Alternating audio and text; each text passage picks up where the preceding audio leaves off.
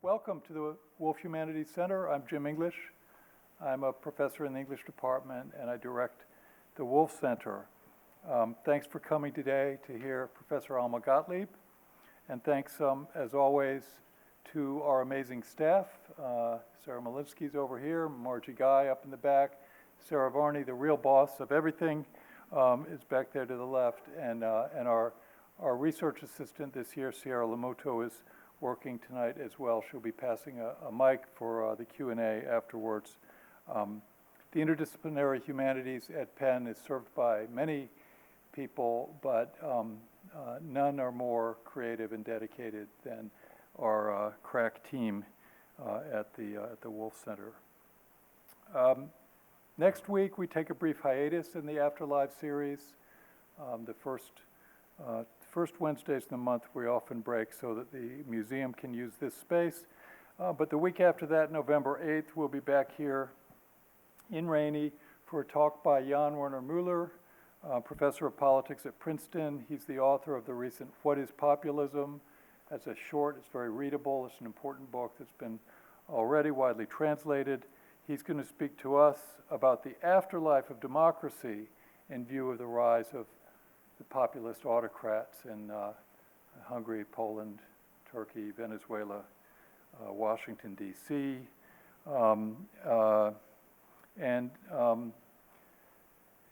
In view of the Afterlives title, After Populism, I hope that he will give us some reasons to be hopeful in this grim political climate. But in any case, I urge you to attend that event, and then we have another after that, and the week after that, then Thanksgiving, and then we continue. So keep an eye on our calendar. Most of you know by now that our topic director this year, and hence chief curator and creative engine of the Afterlives series, is Emily Wilson. She's the chair of the Comparative Literature and Literary Theory program, as well as a very active professor in the Department of Classical Studies. She's the author of multiple books on Greek tragedy and the epic. She's edited and translated a number of major works, including plays of Euripides and Seneca. Her cracking translation of Homer's Odyssey, the first ever published in English by a woman, will be out in a very few weeks from Norton. According to more than one of its advanced reviewers, it will be the Odyssey of choice for a generation. So we're proud of Emily, and she's going to introduce Professor Gottlieb.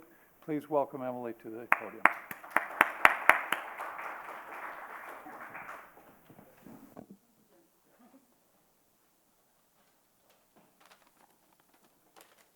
Hello, everyone, and thank you for coming. Can you hear me okay?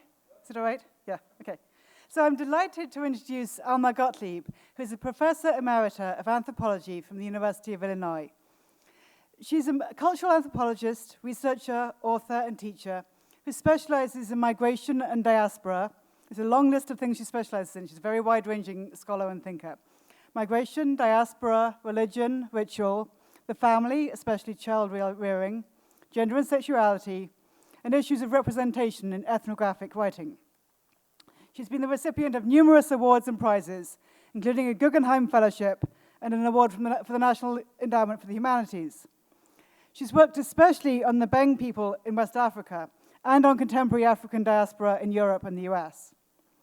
Her work has shown how deeply cultural beliefs, including beliefs about the afterlife, affect every aspect of human behavior, including how we raise our children. Professor Gottlieb is an ethnographer who has thought deeply about what ethnography is, what it means to study other cultures, and what insights this kind of work can bring to our lives. She's written thoughtfully and provocatively about the importance of cross-cultural comparison, showing how we can be changed by exposure to other human cultures. She says that her own attitudes to parenting and the family were fundamentally changed by her ethnographic work. Her book, The Afterlife is Where We Come From, explores the beliefs about reincarnation of the Beng people in West Africa and shows how views about the afterlife in that culture shapes every aspect of their child rearing. So I'm hoping we'll hear more about that today, and I hope you'll join me in welcoming Alma Gottlieb to Penn. I'm really delighted to be here today. It's a great honor to join my colleagues who've already presented talks to you or will soon do so in this very stimulating series. Deep thanks to Professors Jim English and Emily Wilson, who you've just heard from, for having invited me to participate. It's always terrific meeting new colleagues with whom we share interests from afar.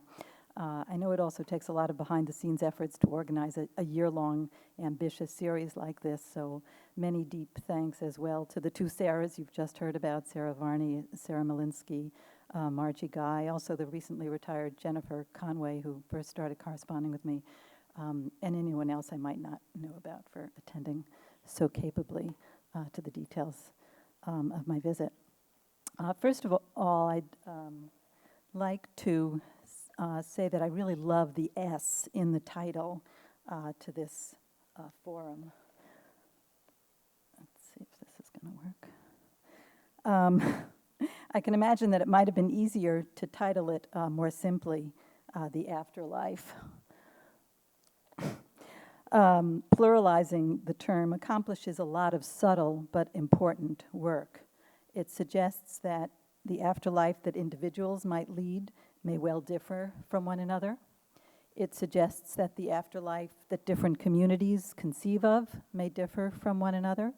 And at a meta level, it even suggests that the concept of an afterlife may apply differently in diverse disciplines or domains of thought, not just religion and philosophy, as we might think about most obviously, but even, let's say, politics or language or history. Indeed, the other talks in this series suggest this diversity, as you've just heard of a little bit, and giving you previews of some of the talks to come in the conversation between Colson Whitehead and Salamisha Tillett, which I wish I could have attended, on afterlives, hauntings, revisions, and revisitations. I imagine the ways that the ghosts of America's slave-based economic history continue to haunt our nation might have figured prominently. 2 weeks ago, it sounded like psychologist Paul Rosen brought in individual experiences of memory and talking about the psychological afterlives of positive experiences. Last week, I gather Edith Hall explained the afterlife of an otherwise defunct civilization in her talk on why ancient Greece never dies. And from her alarming title, Life in the Post-Human Age, it sounds like literature scholar Anne Catherine Hales may close out the fall by somewhat mischievously exploring the afterlife of our species, now that we're concocting cyborgs out of our bodies and quasi-humans out of machines that we deign to call smart. Well, as the lively variety of topics covered by my colleagues before and after my visit suggests, thinking about the afterlife really requires the mathematical operation of multiplication, because afterlives indeed vary.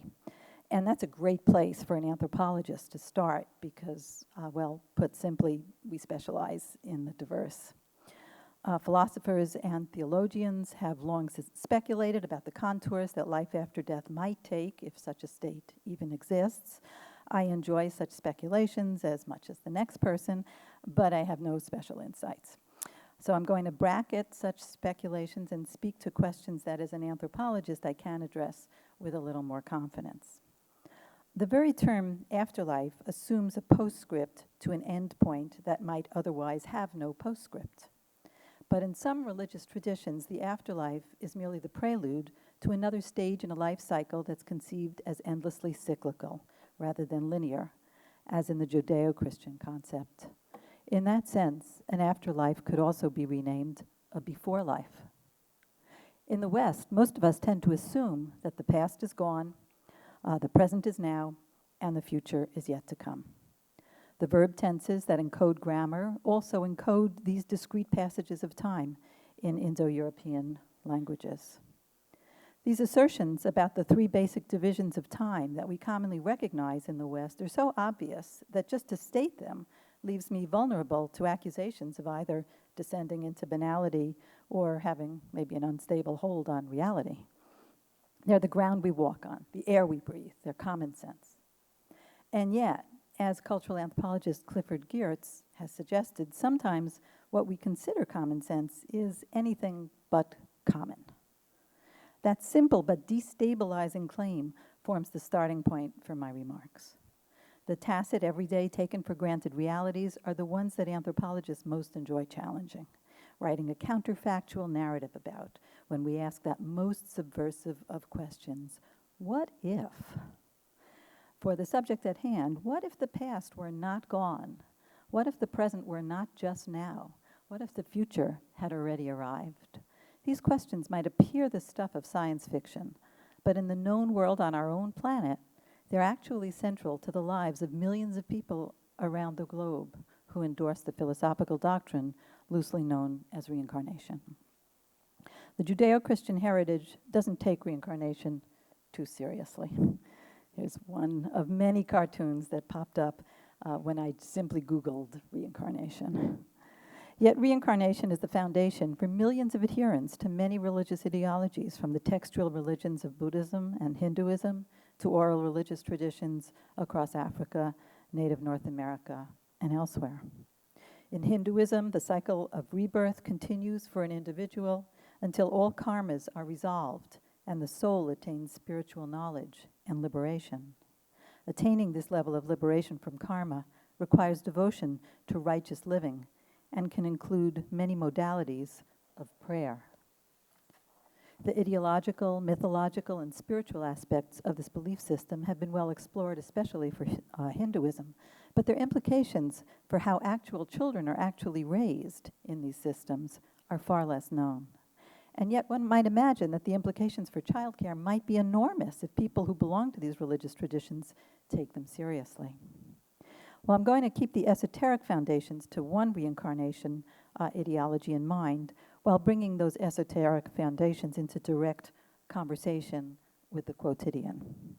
The goal is to chart the ways in which the idea of an afterlife shapes the daily care of children, when those children are said to be reincarnations of ancestors. I'll explore all this in the context of one ethnic group in the West African nation of Côte d'Ivoire, the Beng. I'll focus especially on the first year of life, since that's the period that the Beng themselves emphasize in thinking about how reincarnation determines how children should be raised. I'll discuss the situation as it pertained to the lives of Beng villagers before their nation's intermittent civil war of the past 2 decades began its ravages, just to orient you visually into the region that we're looking at here. So among the Beng, reincarnation shapes just about every waking moment of young children's lives. I'm going to start with a story to give you a little introduction. One day some years ago, when I was living in a small village in the rainforest in Côte d'Ivoire, I was sitting with my friend Alma in her compound. We were chatting about village affairs when our attention was diverted by her young son. Not quite 3 years old, Quadio had found a few cowrie shells on the ground and was tossing them about on the dirt and muttering some words under his breath. I knew that adult diviners in the region throw cowrie shells in just that way, to perform a divination for a client who needed help sorting out some life problem. For all the world, little Quadio, intently tossing his shells, looked like a miniature diviner. I remarked on what a cute figure he cut, and I mused affectionately on the earnest efforts of children to watch and mimic the work of adults, all in the name of play. My friend Amla frowned at my lighthearted response. "He's not playing," she said. "Really? What's he doing?" I asked. "He's divining," Amla answered. Well, how could it be that a very young child, whom most North Americans would classify as a toddler just barely on the threshold of linguistic and cognitive competence, could be respected as a religious specialist in a society in which religion is taken so seriously? Well, as with other reincarnation-based religions, for the Beng, babies are not said to be born as clean slates, but rather as reincarnations of ancestors who've decided to return. As a result, Beng adults maintain that infants lead profoundly spiritual lives, the younger, the more thoroughly spiritual. Because infants emerge not from a land of regressively diminishing life, but from a rich existence in a place that adults call Urugbe. Every baby is said to be a reincarnation of someone who died. The literal meaning of the Beng term Wurugbe is spirit village, the place to which the wuru, or spirit, of a person travels once that person's body dies and the nining, or soul, transforms to a wuru, or spirit. My understanding of the contours of Wurugbe was gained through conversations over the years with many Beng people, but especially religious specialists, both masters of the earth, such as my buddy, the late Kokla Kwasi, as well as diviners. And here I should mention that the religion of the Beng doesn't really have a name. I just call it indigenous Beng religion. In the past century, they've been exposed to both Islam and Christianity, and in recent years, Christianity has probably made some more inroads into people's spiritual lives than Islam. But at least as of the last time I was with them, pretty much everybody who called themselves a Muslim or a Christian nevertheless adhered to the kinds of ideologies and practices that I'm going to be talking about today, in addition to doing Islamic or Christian rituals. In other words, their approach to these new religions was not conversion in the sense of leaving behind an old religion. It was sort of agglutinative. They added on new practices, but they didn't subtract old ones. During my last visit, one diviner named Kwakuba regularly shared with me his exceptional knowledge of Wurugbe. Still at the time, in his late 20s, you can see he's a very young father there, Kwakuba had already built up a large following because of his reputation for speaking the truth, based on early induction as a child into the calling of the diviner. Here's how Kwakuba explained his understanding of the temporal and demographic dimensions of Wurugbe. Quote, "Every day there are deaths and births. The number of people living here and in Wurugbe keeps going up and down. You know who you're replacing from Wurugbe if someone dies the same day you're born. If no one dies the day you're born, you don't know who you're replacing." Unquote. The boundary between Wurugbe and this life is permeable in another way. Beng adults don't perceive Wurugbe as unreachable. I heard of several living adults who'd managed to travel to Wurugbe in their dreams to converse with ancestors, then returned to tell the tale. Reciprocally, until recently, the Wurus of Beng ancestors themselves traversed back and forth between Wurugbe and this life on a daily basis. Before government officials ordered all thatch-roofed houses destroyed in the late 1960s, the Beng lived in large round dwellings that accommodated what Westerners would call an extended family. This is a diagram of what the house would have looked like. The house was meant to include not only the living, but also the dead. Every evening, someone in the household put out a small bowl of food for the family's ancestors. At night, the last person to retire closed the door, locking in the living and the dead to sleep together. In the morning, the first person to open the door released the Wurus who traveled back to Wurugbe for the day, returning at night for their dinner and sleeping spot once again. In effect, there was a regular twice-a-day traffic between Wurugbe and this life. Ancestors weren't the only ones who traveled this path. Babies and toddlers do too. Until the umbilical stump falls off, a newborn isn't considered to have emerged from Wurugbe at all, and the tiny creature isn't seen as a person. If a newborn dies during those first few days, there's no funeral. Unlike other deaths, the fact isn't even announced publicly, for the infant's passing isn't conceived as a death, just a return in bodily form to the space that the baby was still completely inhabiting at the spiritual level. Beng women told me that the umbilical stump usually drops off on the third or fourth day, which is actually quite fast when viewed cross-culturally. In fact, medical researchers have observed that the time it takes for the umbilical cord stump to fall off may be influenced by the chemical properties of whatever substance is applied to the stump. In American hospitals, as a footnote, it's usually some kind of alcohol. Beng women apply an herbal mixture to a newborn's umbilical stump that they say dries out the moist cord fragment quickly, enabling it to wither and drop off, allowing the infant to begin its spiritual journey from Wurugbe to this life. Beng women take this responsibility very seriously. Next to every newborn sits an older woman, usually the baby's maternal grandmother, who dabs a tiny bit of an herbal mixture on the dangling cord every few minutes until it falls off a couple of days later. The day that the stump falls off is momentous, for the newborn has just begun to emerge from Wurugbe. But this is a gradual process that will take several years to complete. Both to mark the beginning of the slow passage and to inaugurate it more actively, the infant's mother, along with some of her female relatives, conduct 2 or 3 bodily rituals on the tiny new person. First, they administer an herbal enema to the baby. From the next day forward, the mother will administer an enema every morning and every night.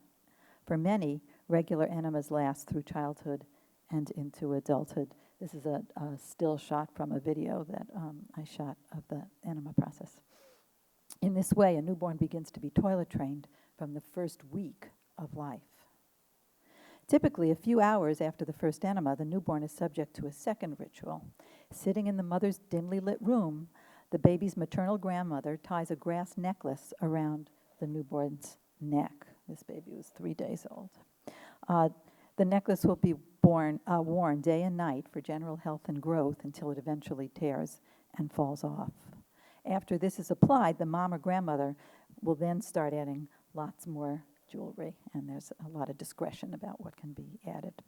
And finally, once the umbilical cord falls off the newborn, if it's a girl, the baby's ears are pierced that day as well. So in these ways, a series of civilizing ritual processes inaugurate the baby's culturally shaped entry into this life. Once the umbilical stump drops off and these rituals take place, the baby's said to start a long and difficult spiritual journey emerging from Wurugbe. But as I've mentioned, the process takes several years to complete. Here's a conversation I had with the young diviner, Kwakuba, on the subject. He said, at some point, children leave Wurugbe for good and decide to stay in this life. I asked, how do you know when this has happened? And he said, when children can speak their dreams or understand a drastic situation, such as that their mother or father has died, then you know they've totally come out of Wurugbe.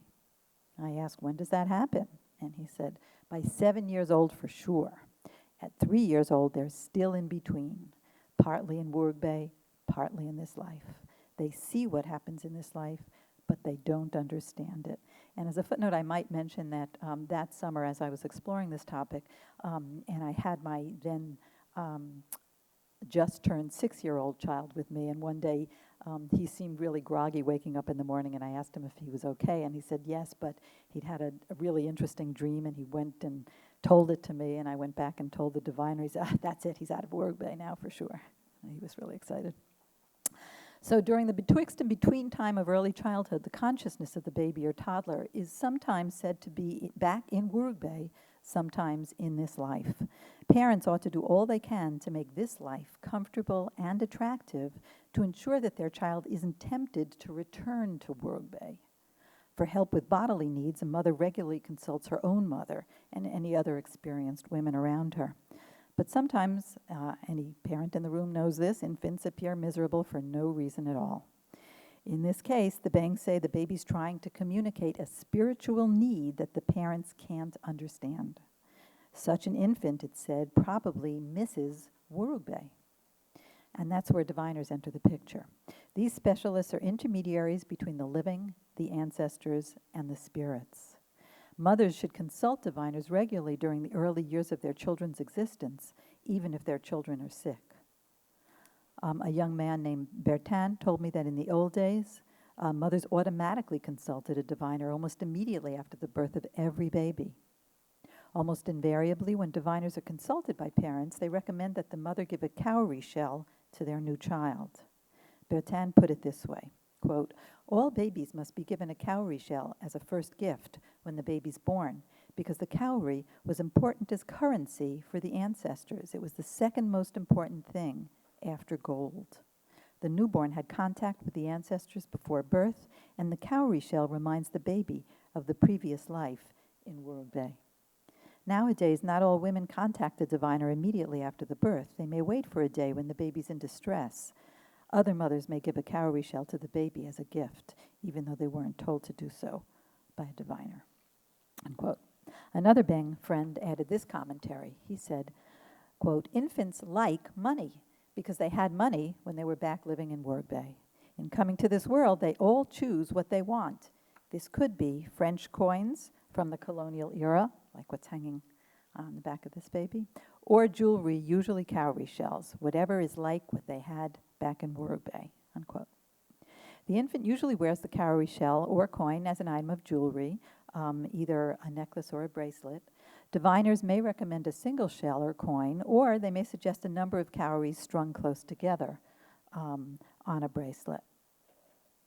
At the psychological level, the message being communicated to the parents is that the infant needs to be valued more and needs to wear a visible sign of this value. Western-trained psychologists would probably applaud this practice, as it encourages parents of a small creature who cries regularly to devote themselves to the needs of the often stressed and, it must be acknowledged, stress-inducing newborn. A diviner's instructions to buy jewelry for a crying child may remind parents that the infant, while seemingly helpless and unable to communicate, was recently living a full life elsewhere and needs to be respected as a fellow person, rather than being viewed as a suffering, wordless, and demanding creature. The fact of reincarnation can prove critical in the life of a given newborn in another way. It may be apparent from the birth exactly whose ancestor the newborn embodies. As I mentioned, if someone in the family dies on the day that a baby's born, this is taken as a sign of instant reincarnation. The Beng term for this is état est nu. She left, she returned. Alternatively, a name that's shared, seemingly by coincidence, between infant and ancestor may indicate a reincarnation. For example, a 9-month-old baby I knew was addressed and referred to by most villagers as grandma. The baby was said to be the reincarnation of her own father's mother, with whom she shared 2 names. A baby's identity may also make itself known through misery. In some cases, a diviner may pronounce that a baby's unhappy with the name that's been given to him and prefers another one, usually to commemorate his Wurugbe identity, or it could be for a spirit rather than an ancestor. For example, a baby named Kwasi cried day and night when he was a month old. In despair, his mother consulted Kwakuba, who said that Kwasi was crying for 2 reasons. First, Kwasi wanted 2 bracelets on his left hand, one with cowrie shells, the other made of silver. Second, he'd been misnamed. His real name was Anye, after a local sacred pool of water. After hearing the diviner's pronouncements, the mom found the required bracelets, put them on the baby, and she and her relatives began calling him Anye. According to reports, Anye stopped crying. Bearing a known ancestral identity can have ramifications far beyond infancy. For example, girls and boys who were born following the deaths of 2 siblings are called Sunu or Wamya, respectively, and are seen as the reincarnation of one of those 2 siblings. As older children and adults, Wamyas and Sunus are considered prone to depression and can predict someone's demise. If a Wamya or Sunu appears depressed or acts aggressively without cause, people fret that someone will soon die. For instance, one day a 9-year-old Sunu spent the afternoon hitting her older sister for hours and for no obvious reason. Relatives and neighbors worried that it was a bad omen. The next morning, 2 deaths were announced. The girl's mother and aunts said, "So that's why she was hitting her older sister yesterday." The report confirmed for them the ability of Sunus to foretell death. A funeral reminds everyone named Sunu or Wamya of the deaths of their own previous incarnation, as well as that of their sibling, so they're always among the saddest mourners. To commemorate this, all Sunus and Wamyas, male and female, infants to old people, wear a special necklace or bracelet during all funerals. Considering their propensity for depression, one Beng friend told me that it would be a terrible idea for a Sunu and a Wamya to marry each other. On days they're both sad, they couldn't take care of their children, and they might not work in the fields. People named Sunu or Wamya are said to have a difficult personality, sie grigri. I recently saw that very same 9-year-old Sunu, saw that 9-year-old Sunu provoked disputes and physical fights among other children. One day I videotaped a half-hour-long temper tantrum that she threw outside. Enraged at a perceived slight, she toppled furniture and hurled pails all around her, behavior that would be quite unheard of for an ordinary Beng child. Not only does a child continue after birth to lead a parallel life in Wurugbe, the little one is said to retain her Wurugbe parents who watch over her well after she's begun to leave the afterlife. Sometimes this can cause conflict with parents of this life. The child's Wurugbe parents are displeased if they notice abuse or neglect. For instance, a mother may not be breastfeeding her infant often enough or offering enough solid food to an older infant. She may leave the baby to cry or wait before taking her sick child to a diviner or a healer. Or she may use poverty as an excuse to avoid buying whatever the diviner declares necessary. In any of these scenarios, the Wurugbe parents may decide to snatch the infant back to Wurugbe, where they will raise the child until a more suitable couple emerges as future parents of their Wurugbe baby. And that's one explanation that the Beng offer for the high child mortality rate in the region. On hearing this, I asked Kwakuba to describe a good parent. He said, "You should go to a diviner to find out what the baby wants, then go and buy that thing for the child. It's the child's Wurugbe relatives, usually the parents, who's told the baby to cry and tell the baby what to say. Or it may be a spirit who's told this to the baby. Infants choose these desires to copy the objects they liked back in Wurugbe, usually jewelry, money, or cowries. In any case, once the parents of this life discover the baby's desires, they should do all they can to indulge them." Unquote.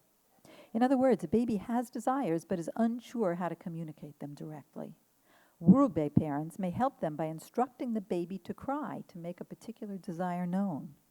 Through the infant, the Wurugbe parents indirectly instruct their counterparts in this life. Diviners such as Kwakuba manage to communicate with his infant clients via their own means. For their part, it turns out that Beng babies aren't as ignorant as they appear. I discovered the depths of their intelligence when I was playing This Little Piggy one day with the toes of my adoptive 6-month-old daughter, Amwe. As the last little piggy went home, I laughed aloud at myself, acknowledging that the baby couldn't possibly understand the words of the American ditty, all the more because they were in English. The baby's Beng mother, Amla, objected strongly to my remark. She insisted that our daughter understood perfectly well all that her American mother was saying. When I asked somewhat skeptically, "Think so?" Amla explained the linguistic situation of Wurugbe. Unlike life in this world, she pointed out, all of the world's ethnic groups live together harmoniously. And when the residents of Wurugbe speak to each other in their own languages, everyone understands with full mutual comprehension. Having only recently emerged from Wurugbe, where everyone understood every language, Beng newborns are said to fully comprehend not only Beng, but every language spoken on the earth. As they gradually leave their previous existence behind, babies slowly relinquish their knowledge of languages other than the ones spoken around them daily. But until this emergence from Wurugbe is complete, the child continues to understand the many languages spoken in Wurugbe, though with diminishing comprehension. In short, Beng infants are doing the opposite of learning new languages for the first time, following a pre-linguistic phase, as the popular Western folk model posits. Instead, they're conceived of as losing knowledge of previous languages in order to strip away excess linguistic baggage and leave room for the languages most appropriate for this life. Given this, babbling in babies, as well as speech addressed directly to them, are both strongly encouraged.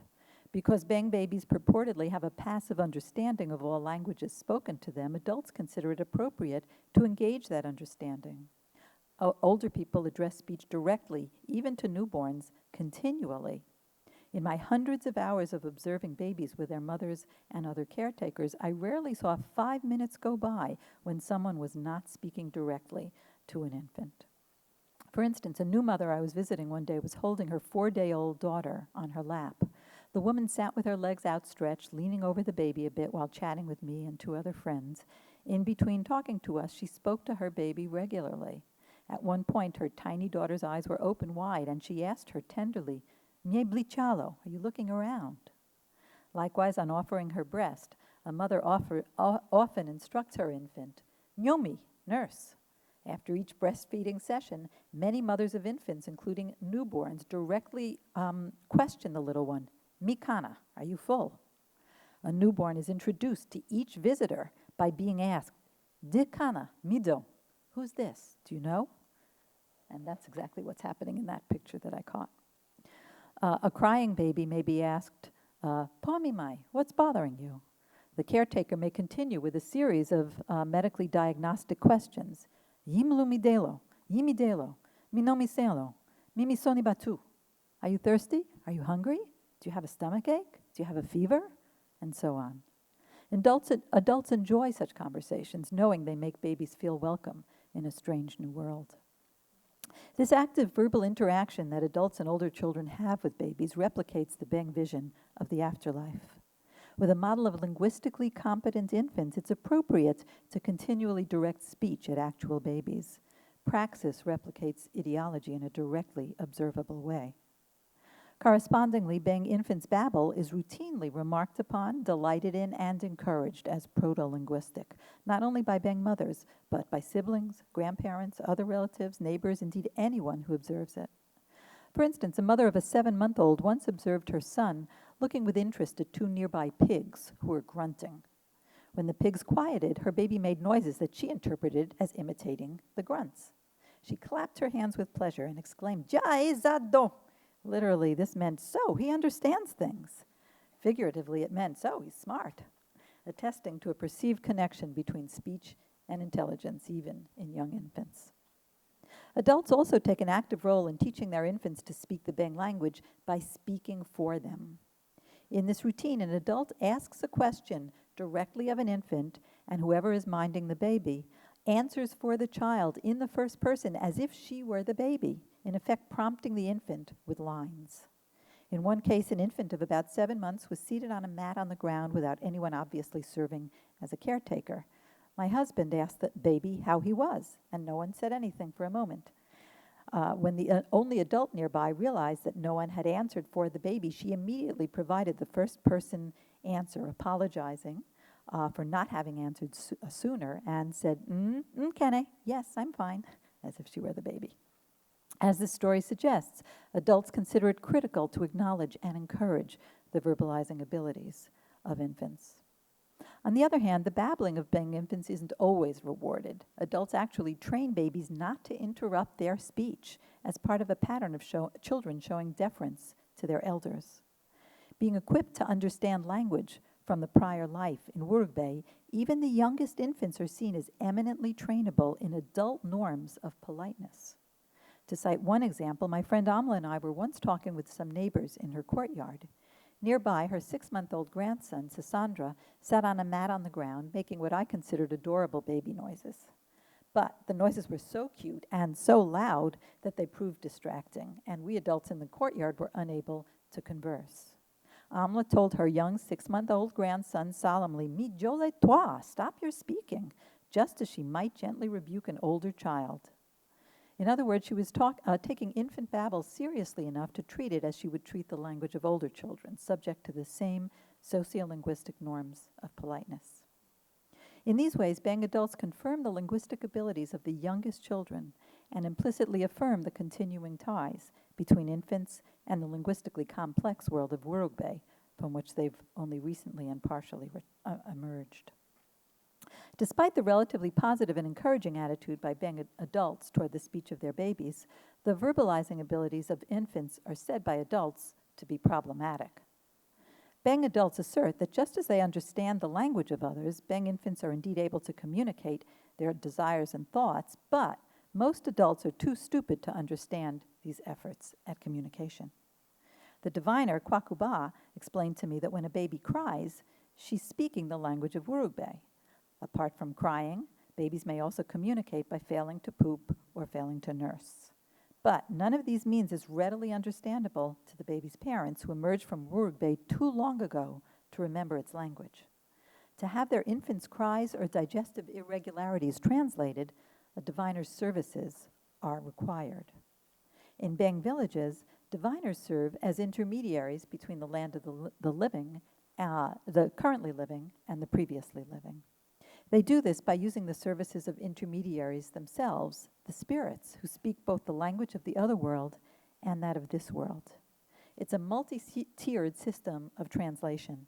The spirits or Wurugbe parents speak first with the infant, who then announces his or her desires to the parents of this life via crying or digestive irregularities. Then the parents consult a diviner who summon the spirits, who then speak for the baby. Finally, the diviner conveys the baby's desires to the bewildered parents of this life.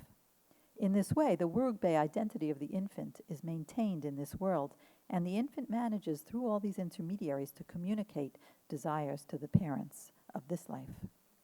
And so we're led back to little Quadio, the toddler diviner I invoked at the beginning of my talk. Knowing that Beng toddlers are considered to be still living part-time in Wurugbe complicates Quadio's situation. Normally, a young child such as Quadio would express his misery through his body, and an adult diviner, after speaking with the spirits, would translate the symptoms for the parents.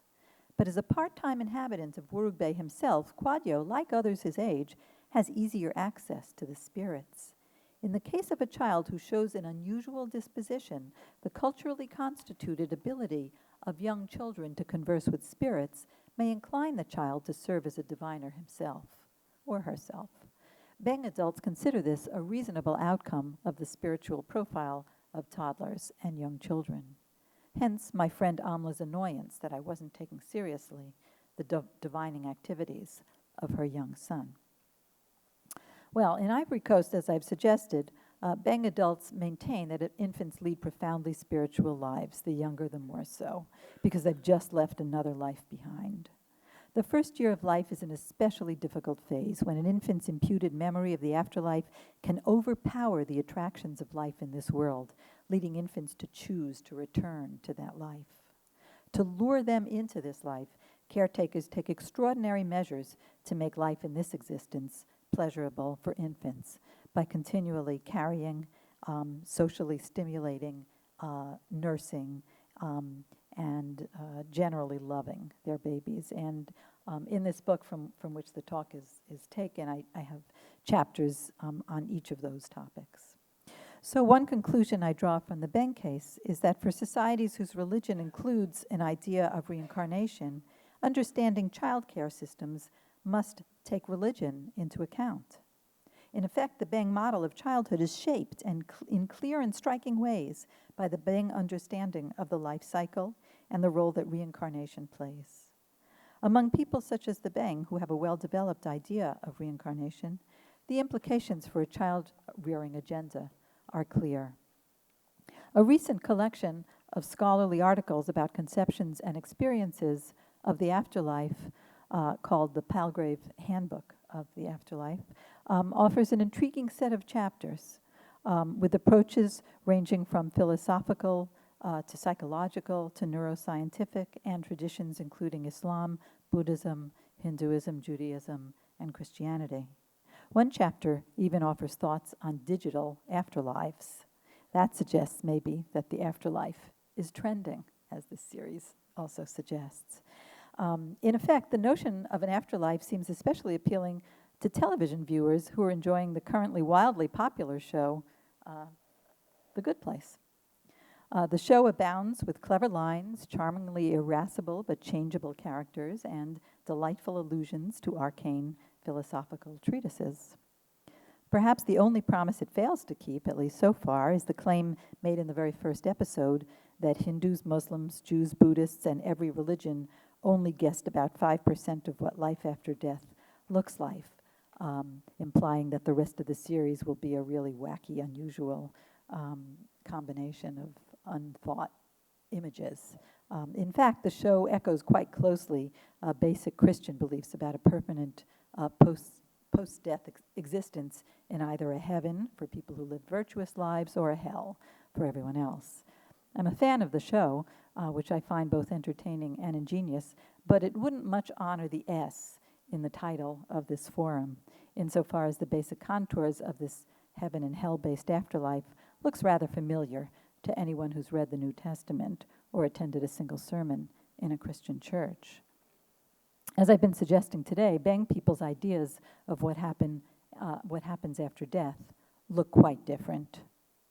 In encountering another cultural world, I've tried to show how the current catchphrase of globalization and its sister term, modernity, all too often mislead by implying that a smaller world in terms of technological communication means a more homogeneous one.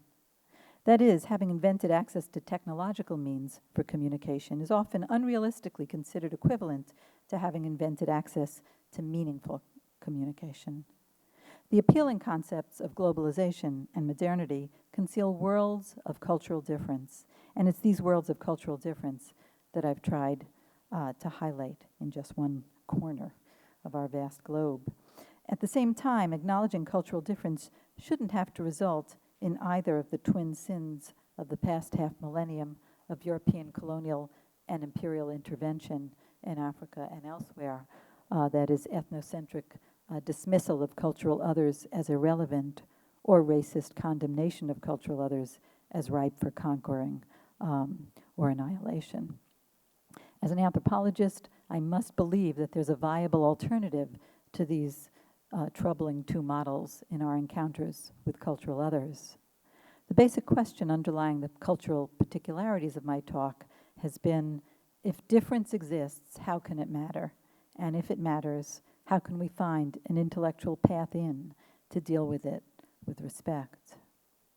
For the Beng, Urube is envisaged as dispersed among invisible neighborhoods in the major cities of Africa and Europe. In this way, familiar and alien spaces are united in the Beng imaginary. Ironically, infants come from a zone of death located in areas densely teeming with modern life. Nor is this the only contradiction. Modernity itself takes on an entirely new cast, with death existing invisibly at the heart of the major industrial metropolises, maybe even here in Philadelphia.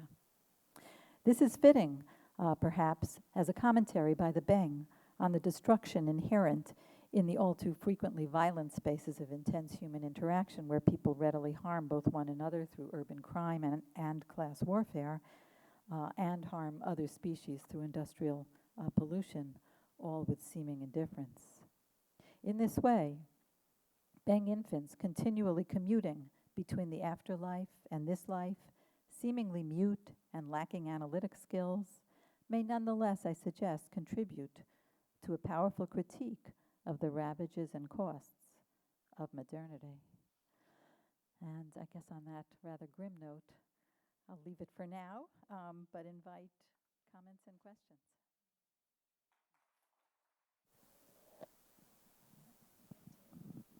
When the diviner says that maybe there are spirits telling the infant something, who are the spirits? Is every spirit one of these in transit, about to come recycle? Or are there other entities called spirits that they have to somehow deal with? Yeah, that's a great question. And as you suspect, there's two different categories. There are the spirits of the ancestors, who are always recycling, two of whom are specifically the baby's parents.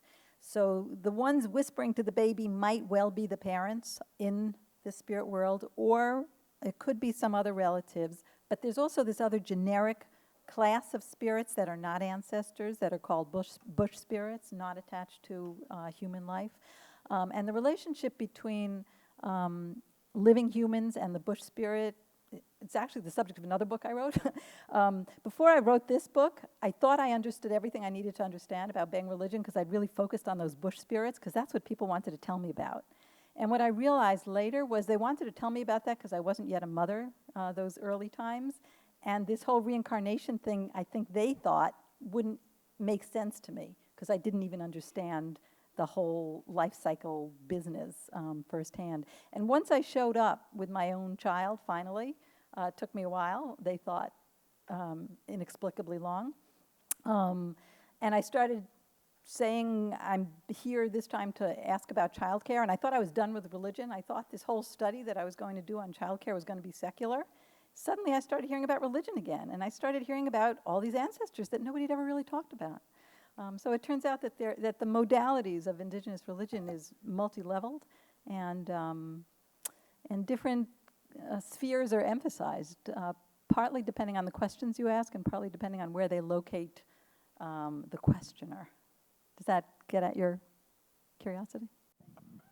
Two questions, just to follow up. The bush spirits then are good spirits, or neither good nor bad, or? Yeah, that's a great question. The way many West Africans think of these things, morality takes on a different approach. So categorizing any of these entities as inevitably having one space or another on that moral spectrum is not the way they think about things. Morality, it's not that they have no conception of morality, quite the opposite, but morality is always going to be contextual. And if you ask somebody, are these spirits evil or good, they won't even know what to do about them.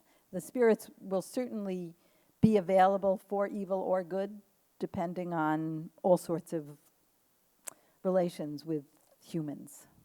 Okay, so neither good nor bad for you.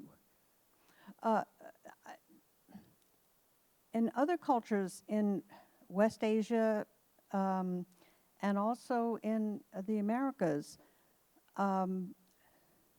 children especially, but other adults as well in family, are buried beneath the house floors, which I've never quite understood, but maybe this gives me a context perhaps for thinking about that. Does that suggest anything to you? Yeah, I think what's done with a corpse says a lot about people's ideas about death. What does it say for contemporary American society that we try to forestall for the longest possible period the ravages of disintegration, right? What's going on with embalming? Why are we embalming bodies? What are we trying to accomplish? It's an interesting question, right? So where we put a body, what we do with it, what we say is going to happen to that body or prevent happening to that body, tells a lot about our values. There are groups in Borneo that will hang corpses from trees and encourage carrion-eating birds to come peck at the skin. And the idea there is to liberate the soul, to become a spirit. And if the flesh isn't eaten by some other life form, the spirit can't be liberated. With embalming, we're trying to do the opposite.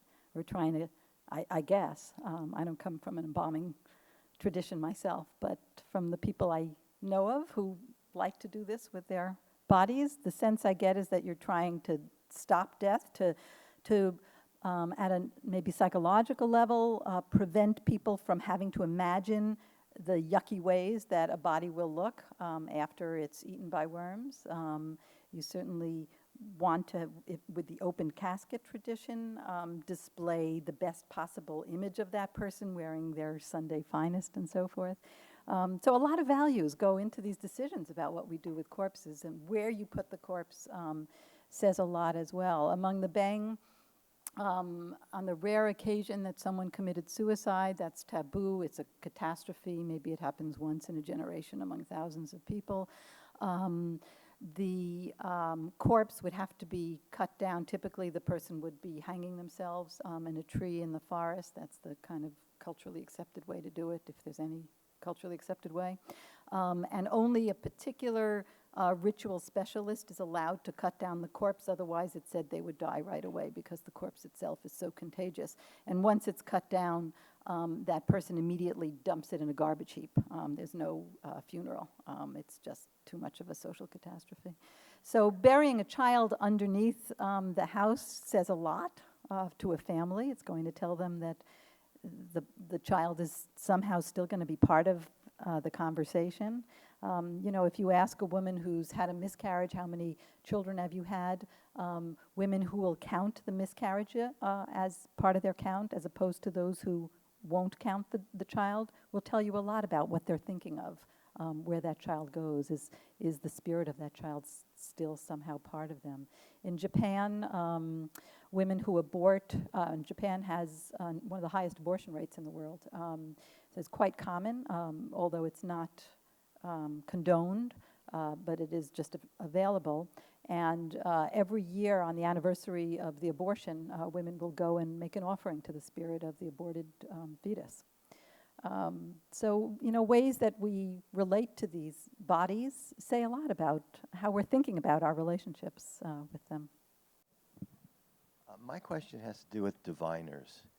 Can a female be a diviner? Can a teen be a diviner? Is there an induction ceremony where somebody is simply chosen and they're inducted, or does somebody have to show a particular propensity in other areas of life? How does that whole thing work? Yeah, it's pretty egalitarian.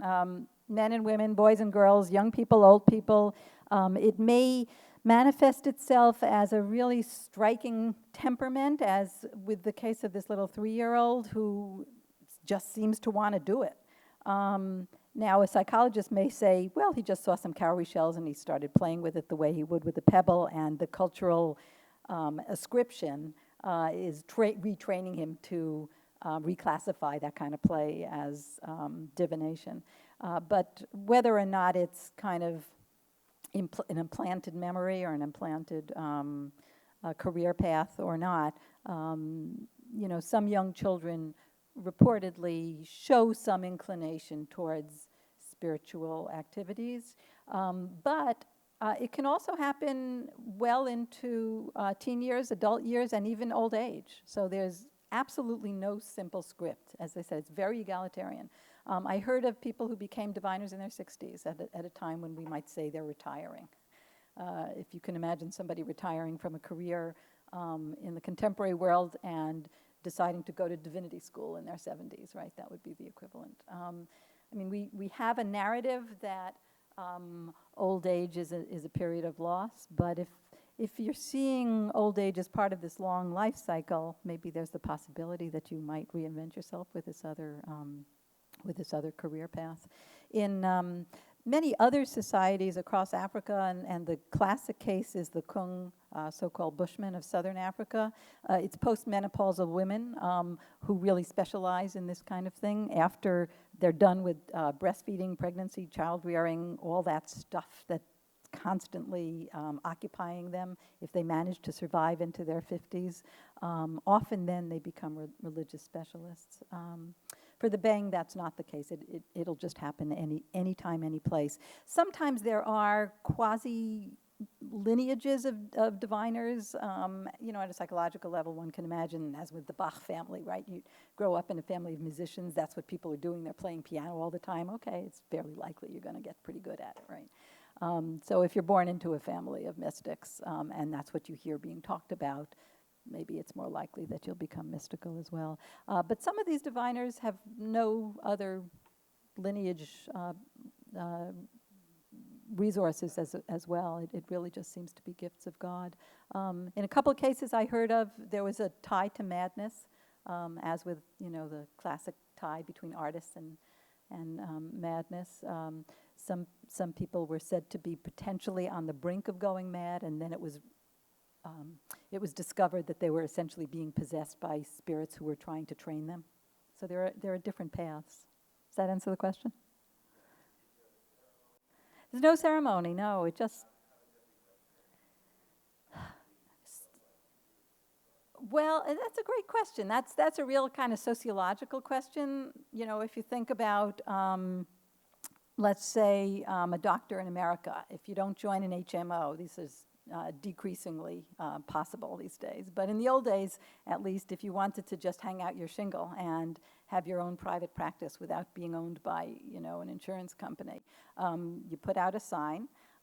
The hard part is getting your first client, right? Once you get the first client, if you're lucky enough to cure them, then they go home and tell all their relatives, oh my God, I was on the brink of death. This wonderful doctor saved my life. And suddenly next week you've got 10 clients, right? That's the way it works, by reputation. If a diviner seems to have a knack and has satisfied customers, they're going to tell all their friends and relatives next time they've got a problem, go see this one. This one solved my problem. In case you're wondering about if they're getting rich on this, by the way, they're charging typically, at the time that I was looking, the equivalent of maybe 5 cents a divination. I mean, it's kind of a steal, even by local standards. If they have really good results, then there's kind of an unspoken expectation that the clients will give them a present, maybe a chicken. If it's really spectacular recovery, maybe a sheep or even a cow, something really gigantic. If they're too poor to do that, maybe a half dozen eggs. So they're pretty humble. They're not getting rich. They're still farmers. This is kind of a freelance income that they're making in their off hours, but they're working hard in the fields otherwise. I'm curious about the religion because I know somebody from West Africa, from one of the small countries, and they're Muslim. And you're saying that these people are not, that they are a different type of religion, more as an Indian religion. Religion looks very different in this part of West Africa. We have in certainly Western societies a sense that religions are mutually discrete and competitors, and once you decide to throw your net in with one religion, you got to get rid of everything else. In this part of West Africa, at least until recently, things are changing drastically, sadly for the worse. But until recently, religions tended to coexist with a lot more mutual tolerance and respect. Just to give you an example, in one of the small villages where I've lived, at the time, there were about 200 inhabitants. Probably 10 of those were Muslim, 0 Christians, 190 so-called animists. When any major Muslim festival occurred, and in this part of West Africa, the Eid is a big one, and another one called Tabaski. Both of them require big meals at the end of a period, in one case a month-long fast, and another week-long set of other festivities. And in both cases, every household, 190 people, sent food over to the 10 Muslims to help them celebrate, right? 190 non-Muslims helping 10 Muslims, tiny little minority, 5% of the population celebrate. When do we do that in America, right? That's a very different idea about religious coexistence. And when people from different religions come into these villages, the idea is usually, what can we learn from them? So some of the so-called spirits that are worshipped, getting back to your original question, were actually brought in by Muslims. God, the notion of a Christian God is incorporated as a spirit. Allah is sometimes incorporated as a spirit. So the idea here is that these religions are expansive and don't have discrete boundaries. Depending on the context, someone may call himself a Muslim, but be doing all the stuff that I've talked about today, may not eat pork, may fast, may celebrate Ramadan. They're never going to get to Mecca. That's one of the requirements of Islam that they'll never manage because of economic, challenges. Some people who call themselves Muslim dance. There's a wonderful book by a colleague of mine, Robert Launay, looking at masked dances among Muslims in Burkina Faso. Masking and dancing are both forbidden to Muslims who call themselves Orthodox Muslims. Muslims from Saudi Arabia who encounter these traditions are absolutely dismissive and say, well, these people may call themselves Muslim, but they're not, right?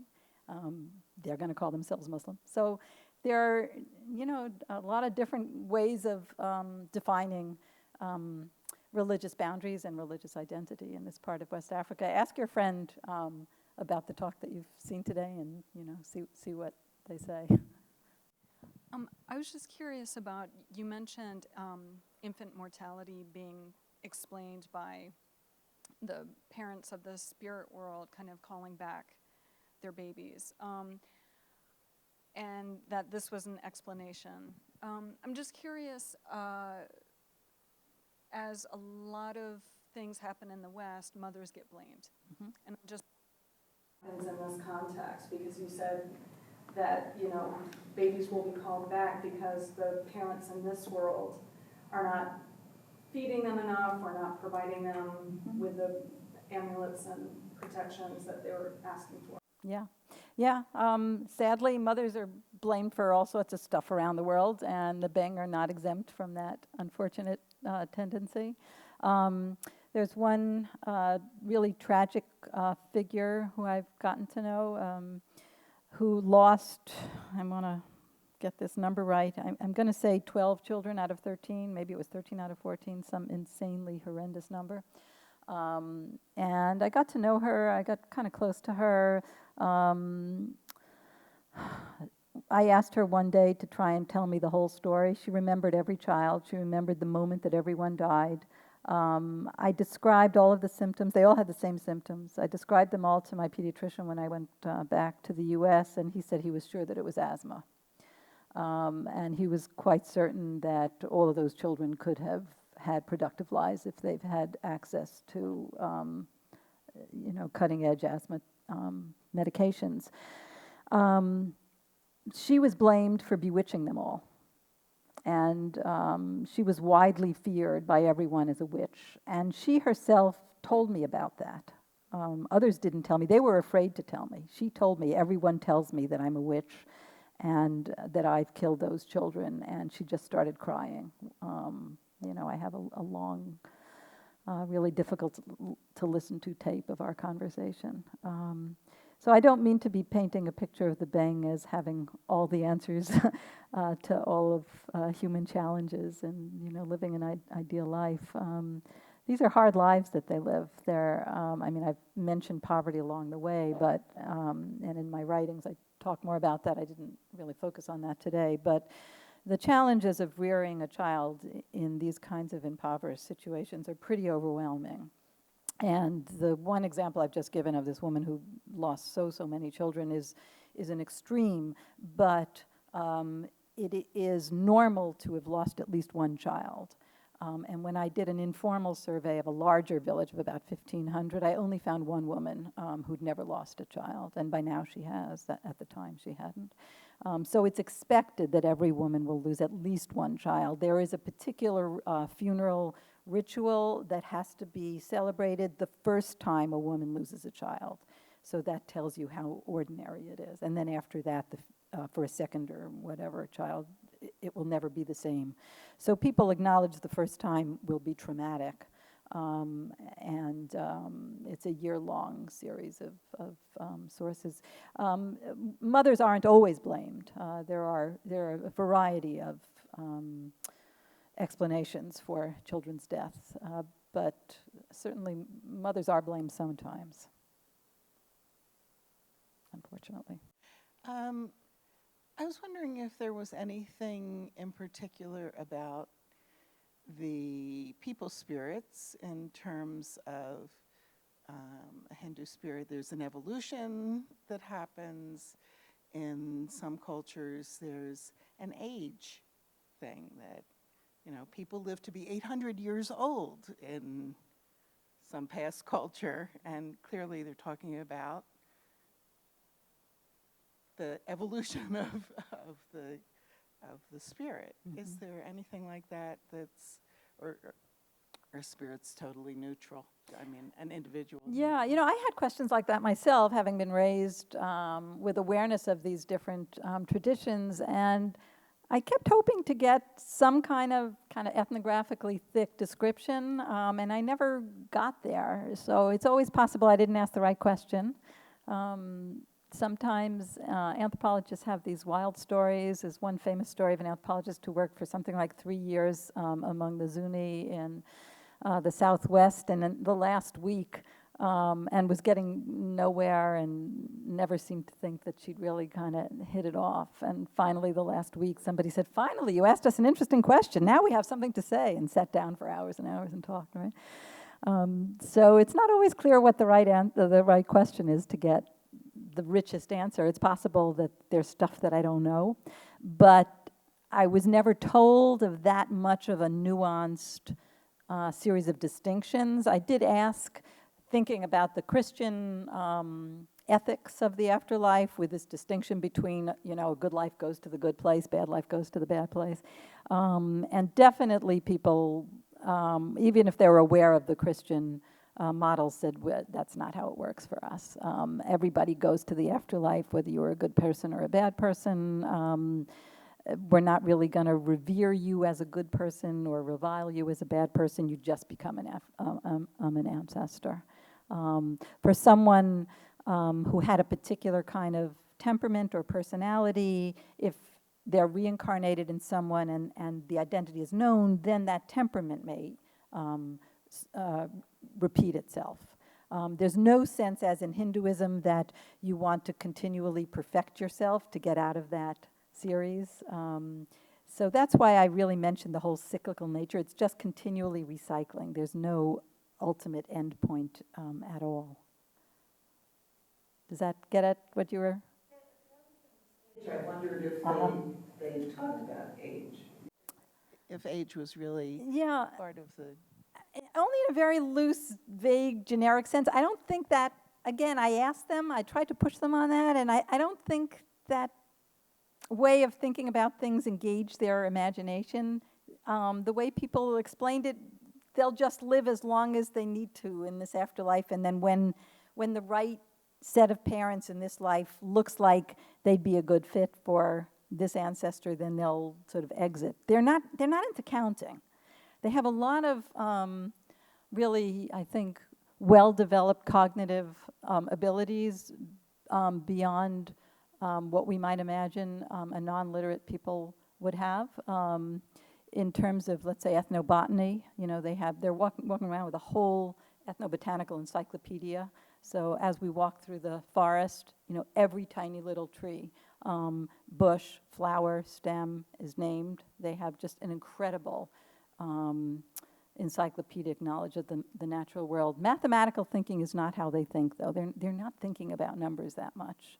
And age, in general, seems to be something that they think of in relative rather than absolute terms. So encoded in the language is a requirement to think about age as a relative rather than an absolute context. So when you greet someone, in order to say hello, it took me 6 weeks my first 6 weeks to learn how to say hello.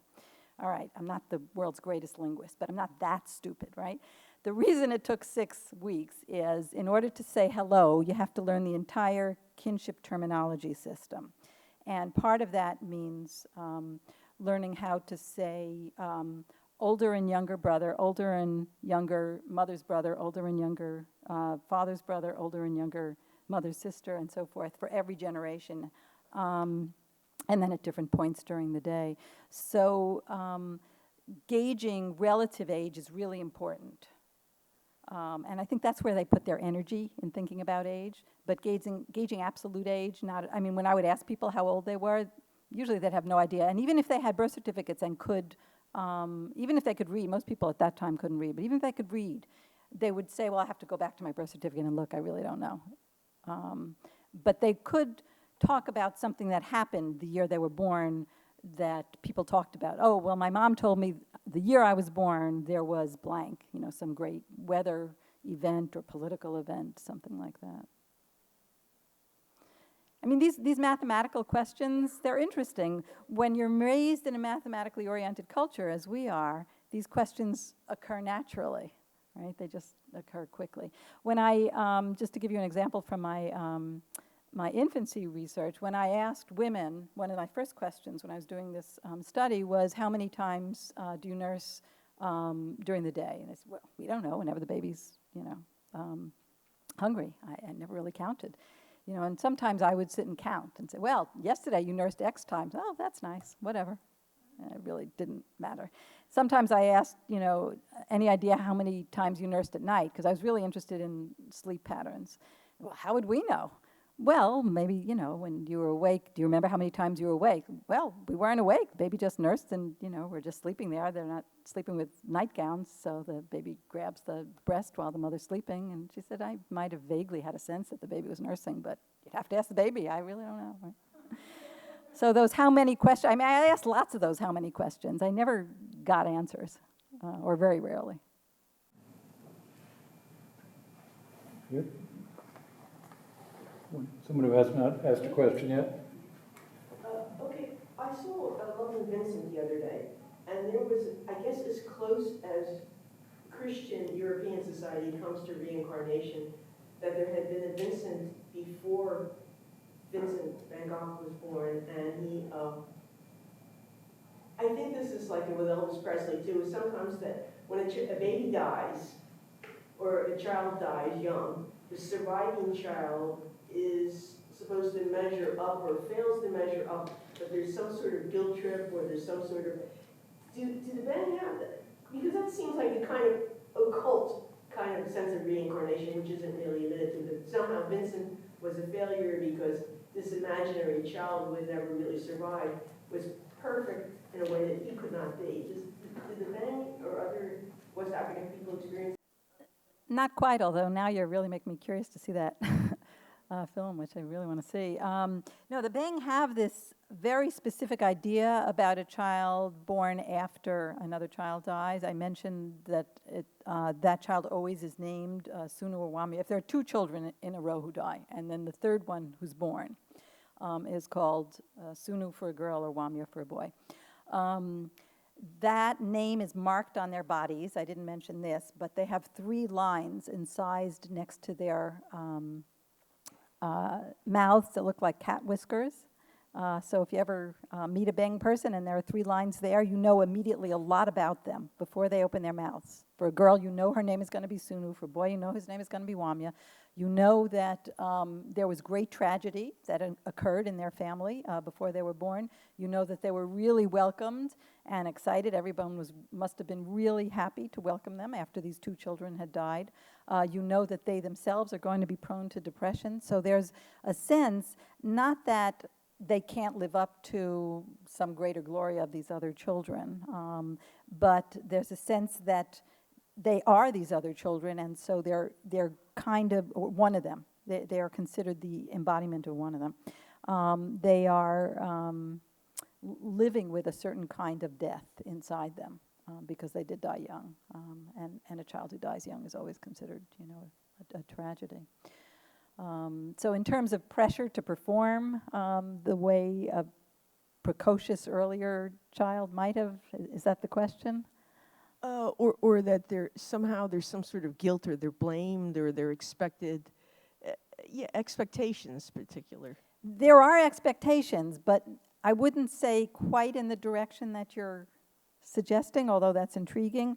But the expectations are more negative, that they're going to be difficult people, because they're always in mourning for the one sibling who died and didn't make it, and then the other sibling whom they're embodying, but they're always going to be tempted to go back and visit the other sibling who didn't join them.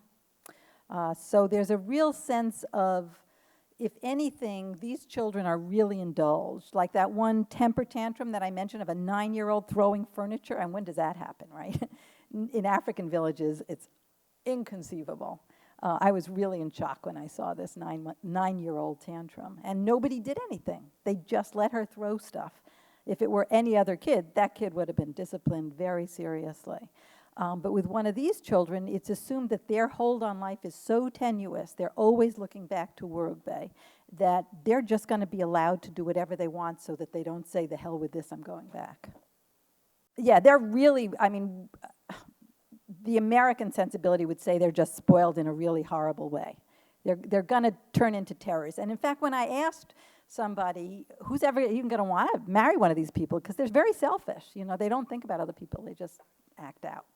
And my friend told me, actually, they make very good spouses because they're quick to anger, and so they'll become really devoted to their spouse, and they'll really defend their spouse against anybody else. And men in particular love to marry these women because they know they'll be very devoted wives. It's interesting psychology, right? Okay, but they're not, this is looked on as something that they're not responsible for the death. That's right, absolutely. Not at all, quite the opposite. They're said they are really creatures of circumstances beyond their control, and that's why they need to be really indulged and sort of walked on eggshells around. Yeah, quite the opposite.